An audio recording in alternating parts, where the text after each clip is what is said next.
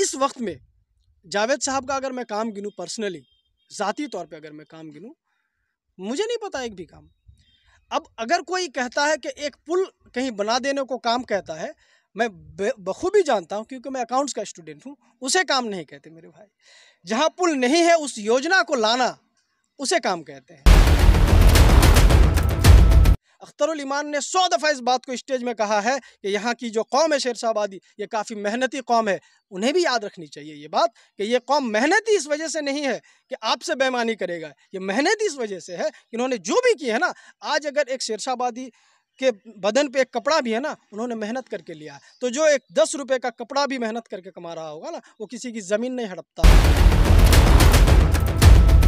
ओवैसी साहब जो हैं एक अच्छे नेता हैं, पर एक पर्टिकुलर प्लेस के लिए है। वो अच्छे नेता हैं जहाँ के वो एमपी हैं। वो एक अच्छे प्रवक्ता हैं जिसे पूरे इंडिया के लोग सुनते हैं।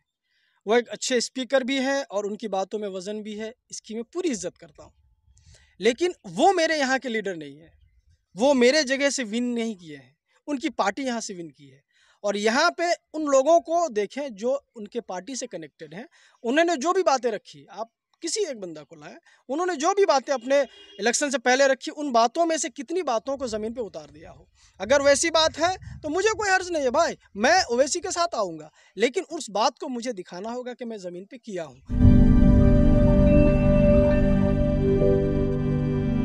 अस्सलाम वालेकुम दोस्तों, मैं मोहम्मद असरारुल्लाह उर्फ सद्दाम हुसैन और आप देखना शुरू कर दिए हैं आपका अपना मनपसंदीदा चैनल द असरारुल। 2024 लोकसभा का चुनाव का समय आहिस्ता आहिस्ता करीब आता जा रहा है। जैसे जैसे दिन गुजर रहा है, लोग 2024 लोकसभा चुनाव को लेकर अपने आपस में चर्चा कर ही लेते हैं कि इस बार जब लोकसभा का चुनाव होगा तो अगले 5 साल के लिए किशनगंज लोकसभा सीट से किशनगंज लोकसभा के लोग किसको अगला सांसद बनाएंगे। इन्हीं एक सवाल को लेकर हम किशनगंज लोकसभा क्षेत्र के अलग अलग जगह में जाते हैं और लोगों से एक ही सवाल करते हैं कि उनका अगला सांसद कौन होगा। आज हम गाछपाड़ा में हैं और यहाँ पर बहुत सारे जवान साथी यहाँ पर हैं जिससे हम बात करेंगे और जानने की कोशिश करेंगे कि आखिर इनके दिल के अंदर क्या चल रहा है। जब ये वोट करेंगे तो फिर अगला 5 साल के लिए सांसद किसको बनाएंगे। सबसे पहले साहब बताइए, आपका नाम क्या हुआ? मैं सद्दाम हुसैन जी। और 2024 के इलेक्शन के मुतालिक आप पूछ रहे हैं। 2024 के इलेक्शन में आम तौर पे ये समझा जाए कि किसको मैं वोट दूंगा नहीं दूंगा, ये तो मत है, खैर ये बताऊंगा या नहीं बताऊंगा वो डिपेंड करता है। लेकिन हमारी लड़ाई जो है ना, उन चीज़ों से है जिन चीज़ों से यहाँ के नेताओं ने कभी लड़ाई करने की सोची नहीं है। हमने लड़ाई की और लड़ाई के बारे में हमने वो सोचा कि हमारी लड़ाई होनी चाहिए भूखमरी से। अब यहाँ अगर वैसा कोई लीडर आता है जो मेरी बात के साथ बात मैच करा दे तो मैं उनके साथ हूँ। अब तक कोई ऐसा लीडर है नहीं आज तक। मैं नाम तो किन्हीं का नहीं लूँगा आपके सामने और ना ही मैं कहूँगा कि मैं किन्हें वोट दूंगा। मैं ये कह रहा हूँ कि मेरे तमाम वोटों में मैंने जिनको भी वोट डाला आज तक, वो अपने बातों का 1% खरा नहीं उतरे। 1% का मतलब ये होता है कि एटलीस्ट जो आप कह रहे हैं ना, उसकी कुछ चीज़ें ज़मीन में दिखनी चाहिए, कुछ चीज़ें।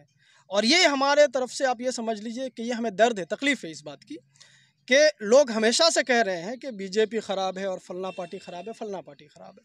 मैं किन्हीं को ख़राब और अच्छा नहीं कहता हूँ। मेरी एक ही बात है कि आपके किरदार बताएंगे कि आप क्या हैं, आपके किरदार बताएंगे आप क्या हैं। तो अगर आप भुखमरी पे बात करेंगे, बेरोज़गारी पे बात करेंगे, अगर आपकी कोशिश एजुकेशन को डेवलप करने की लड़ाई में अगर आप हैं, अगर आपकी कोशिश ये है कि आप इलाके में उन लोगों की मदद करेंगे जो वाकई मदद के हकदार हैं, तो मैं आपके साथ हूँ। अब ये कौन होगा ये मैं नहीं जानता। आप कोई भी लीडर का नाम लें, अब तक जो लीडर हैं आज के डेट में मौजूद, जो आज हुकूमत के साथ हैं, हुकूमत के अगेंस्ट है और उसके बावजूद सिर्फ ज़बानी तौर पे वो उसके साथ हैं या अगेंस्ट हैं, ज़मीन में नहीं है मेरे भाई। तो ज़मीन में एक ऐसा नेता लाइए जो कहे कि मैं आपके साथ हूँ एजुकेशन को बढ़ाने के लिए, मैं आपके साथ हूँ आपके इलाके के उन लोगों को मदद करने के लिए जो मासी हालत में कमज़ोर हैं। वैसे लोग को लेके आइए जो ये कह दे कि मैं आपके इलाके में किसी भी तरह की ज़ात पात पे बात नहीं करना हूँ, मैं हर बंदे के साथ खड़ा हूँ और उसके साथ उसके डेवलपमेंट के साथ खड़ा हूँ, उसके जॉब के लिए बात करे तो मैं उसके साथ हूँ। आप जिस चीज़ को तलाश कर रहे हैं कि जो चीज़ ज़मीन पे हमारे सामने अगर वो चीज़ किसी भी पार्टी की तरफ से अगर लाया जाएगा, हम उसको वोट करेंगे। इन्हीं जो है इसी को लेकर हम आपसे एक सवाल और करना चाहेंगे। जिस चीज़ को आप तलाश कर रहे हैं, ओवैसी साहब कह रहे हैं कि उन्हीं चीज़ों को लेकर हम सीमांचल में आए हैं। लोग मजबूरी पे किसी और पार्टी को ना चॉइस करें, मुझे चुने। हम मुस्लिम, दलित और पिछड़े लोगों की आवाज़ को उठाते हैं और इनका तहे दिल से हम इनका साथ देंगे। ये ओवैसी साहब का कहना है, पर आप क्या कहना चाहेंगे? देखिए, ओवैसी साहब के बारे में ये कहूँगा ना कि ये ओवैसी साहब जो हैं एक अच्छे नेता हैं, पर एक पर्टिकुलर प्लेस के लिए है। वो अच्छे नेता हैं जहाँ के वो एमपी हैं। वो एक अच्छे प्रवक्ता हैं जिसे पूरे इंडिया के लोग सुनते हैं। वो एक अच्छे स्पीकर भी हैं और उनकी बातों में वज़न भी है, इसकी मैं पूरी इज्जत करता हूँ।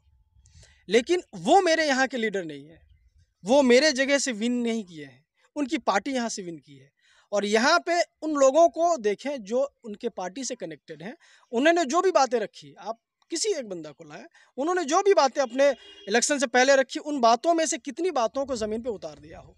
अगर वैसी बात है तो मुझे कोई हर्ज नहीं है भाई, मैं ओवैसी के साथ आऊँगा, लेकिन उस बात को मुझे दिखाना होगा कि मैं ज़मीन पे किया हूँ। लेकिन अगर नहीं है तो ये ख्याल रहे कि सद्दाम उस शख्स के साथ आएगा। वो शख्स किस पार्टी से आ रहा मुझे मतलब नहीं है, वो शख्स किस जगह से आ रहा मुझे मतलब नहीं है। सिर्फ अगर ये बात साबित करेगा वो कि मैं ये चीज़ें किया हूँ और उसकी प्रैक्टिकल मुझे दिखती है, मैं उसके साथ हूँ।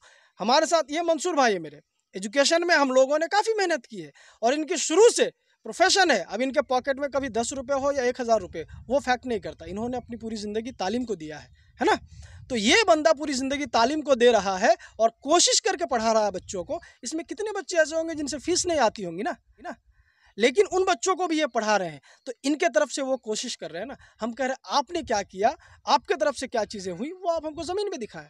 मुझे कोई हर्ज नहीं है, वो अब नाम से अगर आप बोलेंगे, मैं कह रहा हूँ। अब मुझे डॉक्टर जावेद साहब दिखाएं आपने ज़मीन में क्या किया। मुझे असदुद्दीन ओवैसी साहब के 4 नेता हैं हमारे बिहार में, वो मुझे दिखाएं आप ज़मीन में क्या किया। अगर आप दिखा सकते हैं, मुझे कोई हर्ज नहीं है आपके साथ रहने में। अगर आप नहीं दिखा सकते हैं, वल्लाह आपके साथ मैं नहीं हूँ। और दूसरी बात यह है कि अगर ऑप्शन पूछेंगे कि आप किन के साथ हैं, तो मेरा ऑप्शन हाइड है कि मैं उनके साथ हूँ जिनको मैं देख पाऊंगा ये ज़मीन में आएगा, ये बंदा ज़मीन पे कुछ करेगा। मेरे लिए वो मंसूर भाई भी हो सकते हैं, क्योंकि मैंने कम से कम देखा है ये एजुकेशन पे मेहनत किया। मैंने कम से कम देखा है कि ये बंदा हेल्थ के फील्ड में मेहनत किया। मैंने कम से कम देखा है कि किसी ने वो बंदा कुछ मेहनत किया, तो मैं उनके साथ हूँ। अब बात है कि आप कहेंगे कि भाई ये तो किसी पार्टी से नहीं है, इन्हें किसी टिकट मिलेगी नहीं मिलेगी, फलना ढिमका, कई बातें हो सकती है। चलिए एक सवाल हम आपको रोकना चाहेंगे। जो खास करके किशनगंज जिला में जो शेरशाहवादी हैं, इन लोगों को टारगेट किया जा रहा है कि लोग घुसपैठी हैं। एक बार अगर जो बीजेपी के एक मंत्री हैं, मैं उनका नाम लेना नहीं चाहूँगा, वो आए कह दिया सीमांचल के सभी मुसलमान घुसपैठी हैं। हाल ही में जीतन राम मांझी जो पूर्व के बिहार के मुख्यमंत्री रहे, वो आके कह दिए कि भाई सीमांचल खास करके किशनगंज के शेरशाहवादी घुसपैठी है। उन लोगों के इन बयान को लेकर आप क्या कहना चाहेंगे? देखिए, हमने कोशिश की है जीतन राम मांझी को जवाब देने की और हमने केस फाइल किया उनके ऊपर। उस पर कहाँ तक अमल होगा इंशाल्लाह वो वक्त बताएगा। उन्होंने ये बात कहा है, ये इस बात की उनके पास कोई दलील नहीं है।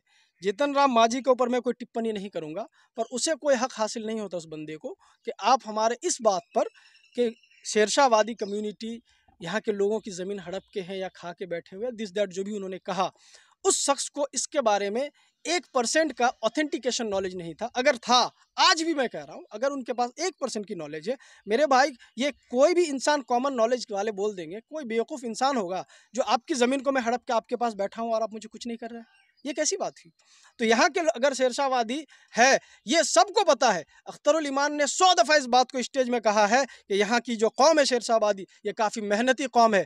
उन्हें भी याद रखनी चाहिए ये बात कि ये कौम मेहनती इस वजह से नहीं है कि आपसे बेईमानी करेगा, ये मेहनती इस वजह से है कि इन्होंने जो भी किया है ना। आज अगर एक शेरशाहवादी के बदन पे एक कपड़ा भी है ना, उन्होंने मेहनत करके लिया है। तो जो एक 10 रुपये का कपड़ा भी मेहनत करके कमा रहा होगा ना, वो किसी की ज़मीन नहीं हड़पता है। अगर हूँ सच में भाई, तुम करो कोशिश। जीतन राम मांझी को मैं कह रहा हूँ, मैं कर लो कोशिश और तुम साबित करके दिखाओ कि हमने कितनी ज़मीनें हड़पी हैं यहाँ पे। सद्दाम भाई, इस बीच में हम आपसे एक और सवाल करेंगे। जहाँ तक विकास की अगर हम बात कर लें, किशनगंज जिले में विकास को क्या लग रहा है आपको पिछले 4.5 साल में जो वर्तमान में सांसद साहब हैं डॉक्टर जावेद आजाद साहब, उनकी तरफ से कहाँ तक विकास हुआ है? डॉक्टर जावेद साहब एक ऐसे फ़र्द है जिनसे मैं ज़िंदगी में कभी नहीं मिला। अच्छा, आप कभी नहीं मिले?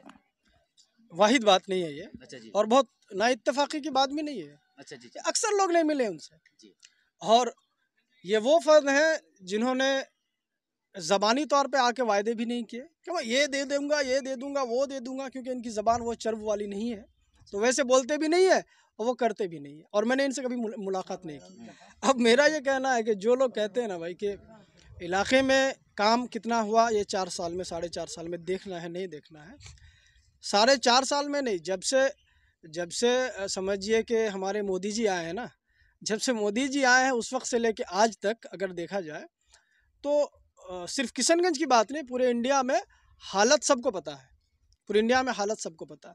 और उसमें जावेद साहब की ज़ाती बात मैं नहीं करूँगा, मैं बात कांग्रेस की कर रहा हूँ। कांग्रेस को आज के डेट में उभारा जा रहा है या उभरते हुए दिख रही है कांग्रेस। इसके पीछे वजह यह है कि हमने अगेंस्ट पे बीजेपी के ख़िलाफ़ लड़ना है, इस वजह से कांग्रेस उभरती हुई दिख रही है। अब इस वक्त में जावेद साहब का अगर मैं काम गिनूँ पर्सनली, ज़ाती तौर पे अगर मैं काम गिनूँ, मुझे नहीं पता एक भी काम। अब अगर कोई कहता है कि एक पुल कहीं बना देने को काम कहता है, मैं बखूबी जानता हूँ क्योंकि मैं अकाउंट्स का स्टूडेंट हूँ, उसे काम नहीं कहते मेरे भाई। जहाँ पुल नहीं है उस योजना को लाना, उसे काम कहते हैं। वैसे तो यहाँ पे सैकड़ों कॉन्ट्रैक्टर हैं जो इतने काम किए जितना नेता नहीं करते, हाँ, तो वो काम नहीं है, इस बात को नोट किया जाए, वो काम नहीं है। काम कौन है? जहाँ पे बिल्कुल कुछ नहीं है वहाँ पे कुछ करना है, वो काम है। वैसा अगर मुझे जावेद साहब गिना दें तो मैं मान जाऊं कि आपने काम किया, फिर मैं जावेद साहब से मुलाकात